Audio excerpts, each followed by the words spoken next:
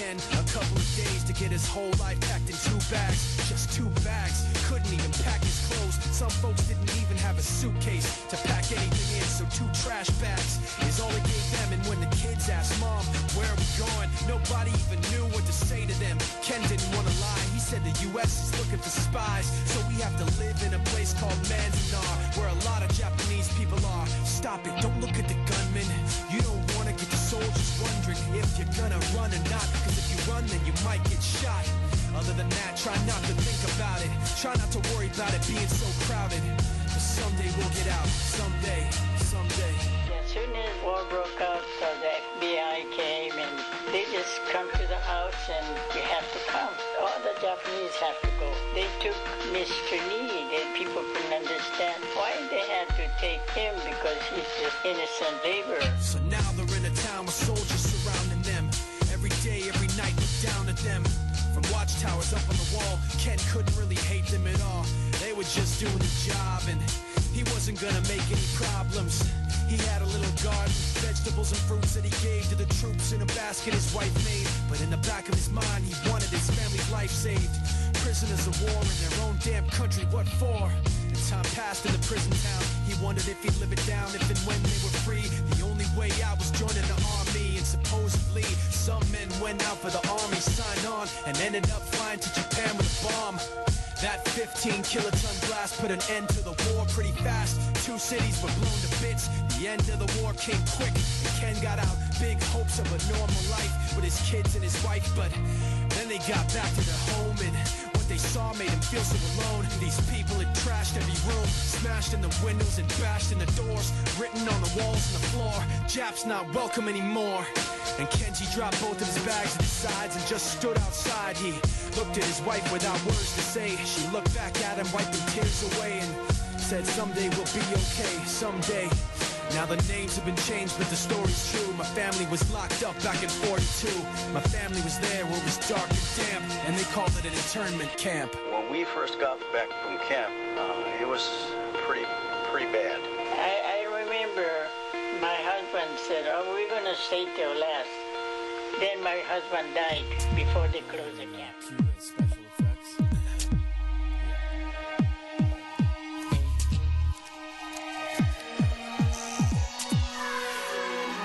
Man, I love this rap game, mainly cause it's cool. To add a little spice to the life you've been through. Everyone exaggerates a tiny little bit, make that shit sound more gangster than it really is. You can't appear weak, man, we wanna hear street. We wanna hear you spit your thug over this here beat. Don't take it as sarcastic, I can't get enough. I'm telling you, you can call my bluff. If it's not rough, then I really don't need it. I'm not even ashamed, I got too much reality that's filling up my brain. So sell me on that product, I'm addicted to the game. Suck it up like a cigarette, light it up, man. It's just like a cigarette, it's something that I do once in a while, but between me and you, it's just like a cigarette, nobody's really fool. I don't want the truth, I want to feel fucking cool. Let me tell you something that I realized tonight. My hip-hop radio's like Marlboro Light. They're both selling stories and they sound about the same. Cigarettes say the safe, rappers claim they really bang. We don't care if it's true when we lay the money down. We don't believe the words, we just love the way they sound. They're acting like we're idiots, then lying to our face. Maybe we are idiots, we buy it anyway. I'm running out to get the next rapper CD, just sucking up the guns, drugs, and misogyny. The same way that I suck up all the stories when I breathe. That little bit of death, supposedly cancer-free. And everything they say's got the truth twisted up. And twisted up's what I want, man, I can't get enough. Cause even though we know it's all just a big bluff, we just light another up. What? We don't give a fuck. It's just like a cigarette, it's something that I do once in a while, but between me and you, it's just like a cigarette, nobody's really fool. I don't want the truth, I want to feel fucking cool. Just like a cigarette, it's something that I do over and over, but between me and you, it's just like a cigarette, nobody's really fool. I don't want the truth, I want to feel fucking cool. Listen to my words, listen for a while. Lip service radio, don't touch the dial. If you're in the car, turn up the track, man, give your secondhand rap. Hey, matter of fact, listen for a while. Lip service radio, don't touch the dial. If you're in the car, man, turn up the track. Give the whole neighborhood some secondhand rap. It's just like a cigarette, it's something that I do once in a while. Look between me and you. It's just like a cigarette, nobody's really fool. I don't want the truth, I want to feel fucking cool. Just like a cigarette, it's something that I do over and over. Look between me and you. It's just like a cigarette, nobody's really fool. I don't want the truth, I want to feel fucking cool.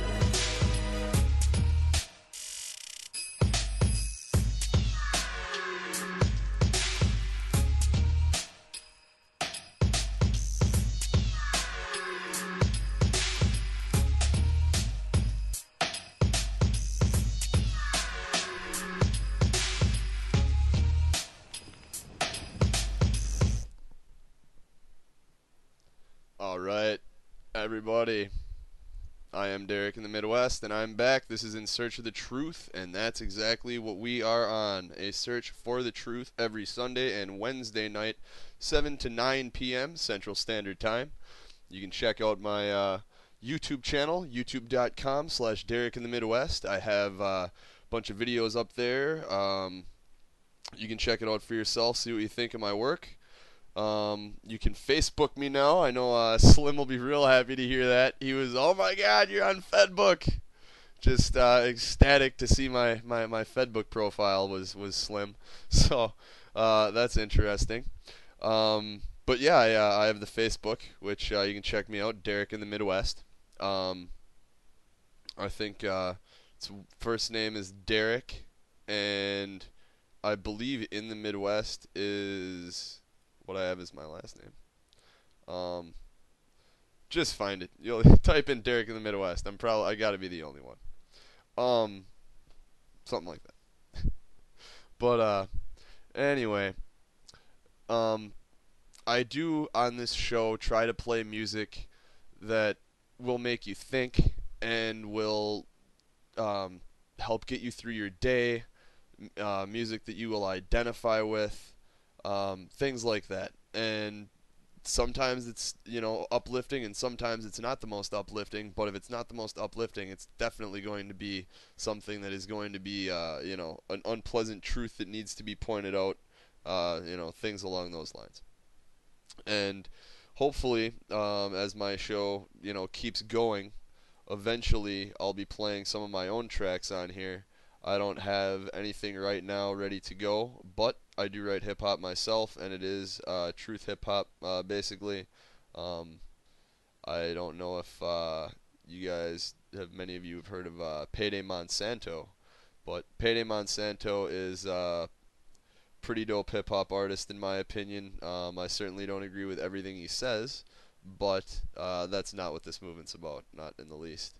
So, but that's kind of what I do. That's the genre I write in, and eventually, sometime in the hopefully not super distant future, I'll be able to throw down a track of my own on the show and see how that goes over. But right now, we're gonna get back into the news because there is plenty more to cover. Here we have this article out of Vigilant Citizen, vigilantcitizen.com. Headline: Do unplugged teens get better grades and develop skills? What happens when mom unplugs teens for 6 months? Susan Mosshart unplugged her teens for 6 months, and the dearth of technology led to family bonding in the form of board games, books, and family meals together. Susan Mosshart lived out every parent's fantasy. She unplugged her teenagers. For 6 months, she took away the internet, TV, iPods, cell phones, and video games. The eerie glow of screens stopped lighting up the family room. Electronic devices no longer chirped through the night like evil crickets, and she stopped carrying her iPhone into the bathroom. The result of what she grandly calls the experiment was more OMG than LOL, and nothing less than an immersion in RL, which is real life. As Moshart explains in the book released in the U.S. this week called "The Winter of Our Disconnect," she and her kids rediscovered small pleasures like board games, books, lazy Sundays, old photos, family meals, and listening to music together instead of everyone plugged into their own iPods. Her son Bill, a video game and TV addict, filled his newfound spare time playing saxophone. He swapped Grand Theft Auto for the Charlie Parker songbook, Moshart wrote. Bill says the experiment was merely a trigger and he would have found his way back to music eventually. Either way, he got so serious playing sax that when the gadget ban ended, he sold his game console and is now studying music in college. Moshart's eldest son, Annie, was less wired and more bookish than the others, so her transition in and out of the experiment was the least dramatic. Her friends thought the ban was cool. If she needed computers for schoolwork, she went to the library. Even now, she swears off Facebook from time to time just for the heck of it. I actually know one person who does that actually myself. And MySpace as well. Her son, Moshart's eldest son, Annie, was... What? What's going on here? Okay, well, jumped a lot when I scrolled. Moshart's youngest daughter, Susie, had the hardest time going off the grid. Moshart had decided to allow use of the internet, TV, and other electronics outside the home, and Susie immediately took that option, taking her laptop and moving in with her dad. Moshart's ex-husband for 6 weeks. Even after she returned to Moshart's home, she spent hours on a landline phone as a substitute for text and Facebook. But the electronic deprivation had an impact anyway. Susie's grades improved substantially. Moshart wrote that her kids, quote, awoke slowly from the state of cognitus interruptus that had characterized cognitus interruptus. That's awesome. That had characterized many of their waking hours to become more focused, logical thinkers. Well, no shart. You don't say. Moshart decided to unplug the family because the kids, ages 14, 15, and 18, when she started the experiment, didn't just use media, she put it, they inhabited media. They don't remember, quote, they don't remember a time before email or instant messaging or Google, unquote, she wrote. Like so many teens, they couldn't do their homework without simultaneously listening to music, updating Facebook, and trading instant messages. If they were amused instead of laughing, they actually said LOL aloud. Her girls had become mere, and that's like, I hate that. Oh my god, I'm almost glad that they mentioned this just so I could bitch for the next minute and a half about how insane this whole lifestyle of text and instant messaging has become. I hate it. I absolutely hate it. Listen, I'm in my mid-20s, and right now, if you're like under, probably I'd say around, I don't know, maybe like 30. If you're under 30 or ish, and you're out in a public place and you happen to meet, somebody of the opposite sex, and you exchange numbers and you call the girl right away, I've actually run into females that are like put off when a guy calls rather than texting, because for some reason calling is just like, that's too much for, calling is too personal. Like the text is, you're coming on too strong if you're calling, is basically how it works. And I'm baffled at how insane people have become, and how few people are out there banging the drum about this kind of stuff. Because these devices, are convenient. I own a cell phone, but I own a prepaid cell phone that I keep minutes on, and I probably use 300 minutes every like 4 months. I don't use many minutes. I literally use it for like a minute or two at a time. That's it.